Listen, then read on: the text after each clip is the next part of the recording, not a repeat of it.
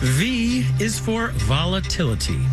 Marketplace Morning Report is supported by Amazon Business, aiming to help save time by offering smart business buying solutions so there's more time to focus on growing the business and less time doing the admin. More at AmazonBusiness.com.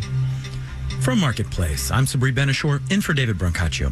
Volatility in a sec. First, Boeing. Today is part 2 of the National Transportation Safety Board's 2-day hearing on quality and safety in Boeing's manufacturing process, prompted by the mid-flight fuselage blowout on Alaskan Airlines plane in January. Some new details have emerged on the challenges facing the plane maker and one of its key suppliers. Marketplace's Nova Safo has more.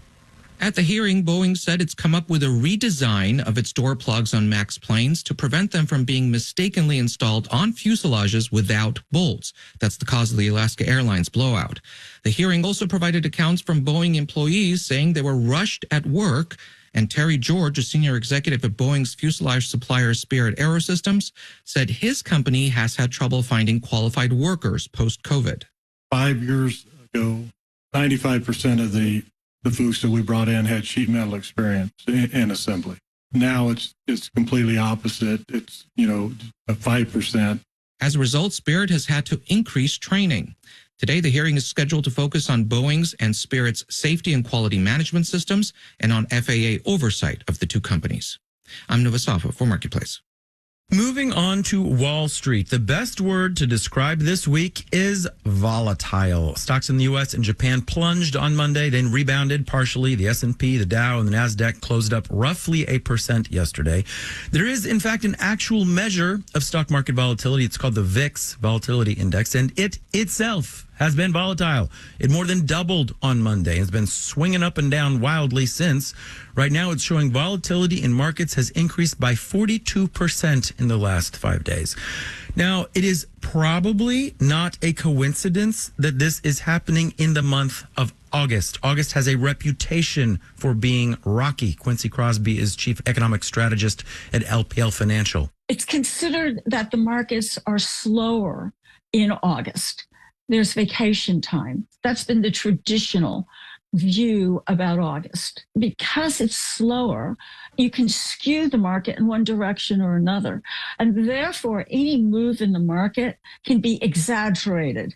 Investors are checked out. They have left the pool. And if there are fewer people in the pool, the splashes are more noticeable. This time around, it was a lackluster jobs report that spurred fears of recession. Last year, it was when the credit agency Fitch cut the U.S. credit rating suddenly on August 1st. That's all the market talked about all week long. And we were, scratching, when is this going to end? It was almost a global event. Until finally the market was able to shake it off and move on. It took until November, 3 months later, for the S&P 500 to claw back its losses. The moral of this story is not, however, to rush to sell and get out as soon as things start to go south, Crosby says, because you risk losing out in the long run. There are only a handful of days in any market cycle that actually have the market keeping its gains. And this is statistical, it's empirical. And if you're not in for those days, you stand to lose a bit of that gain. That's Quincy Crosby at LPL Financial. So what fresh August mood swing are markets bringing us today? Well, let's do the numbers. The FTSE in London is up 1.4%, not too bad. Dow, S&P, and NASDAQ futures are all up in the 0.8 to 1.5%. Dow futures up 310 points. The yield on the 10-year Treasury is 3.935%. Marketplace Morning Report is supported by Bitwarden. The Bitwarden Password Manager can help students and teachers returning to school log in securely across all accounts and devices. Available at bitwarden.com. And by C3 Generative AI. Verified, traceable answers, secure, hallucination-free, LLM-agnostic, IP liability-free. C3.ai. This is Enterprise AI. Today, we are returning to Kent County, Michigan, home to Grand Rapids, and pretty much the definition of a swing county. It went for Trump in 2016, then flipped to Biden in 2020. Yesterday, Marketplace's Nancy Marshall-Genzer reported on how individual consumers are feeling about that area's economy. Today, she talks to people from local businesses who say they're seeing signs of an economic slowdown in the region. Kent County is known for manufacturing office furniture, also car parts. Darius Howard is a supervisor at Corvac, which makes stuff like fenders and engine covers. I met Howard when he was off duty, headed into a dollar store in South Kent County. Howard told me business usually drops off a bit over the summer, causing some workers to be furloughed. But this year, he says about a third of Corvac's employees were temporarily laid off for much longer than usual. Just because of the automotive industry around this time, usually it's only like a week, but now it's been a month.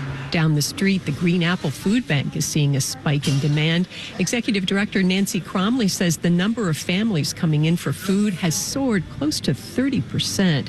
She's starting to hear about layoffs and seeing new people come in who are used to thinking of themselves as middle class.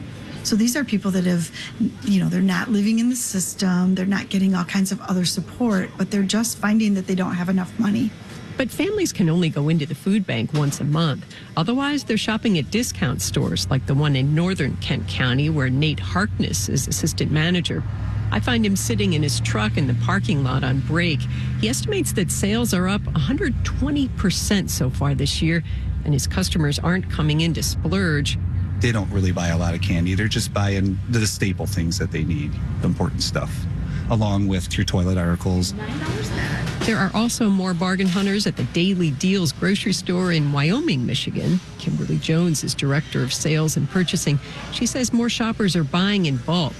So we're more seeing customers willing to try larger sizes so that they can make their dollar stretch a little bit further. So they're snapping up 5-pound bags of cheese or 15 pounds of bacon. They're also buying more store brand products, which are a lot cheaper than the name brands. Jones says sales of store branded meats are up 25%. Customers are willing to trade into different brands so they can get a value. Tomorrow, we'll talk to consumers about how or whether these economic trends will affect who they vote for this November. In Kent County, Michigan, I'm Nancy Marshall-Genzer for Marketplace. And in New York, I'm Sabri Benishore with the Marketplace Morning Report. From APM, American Public Media.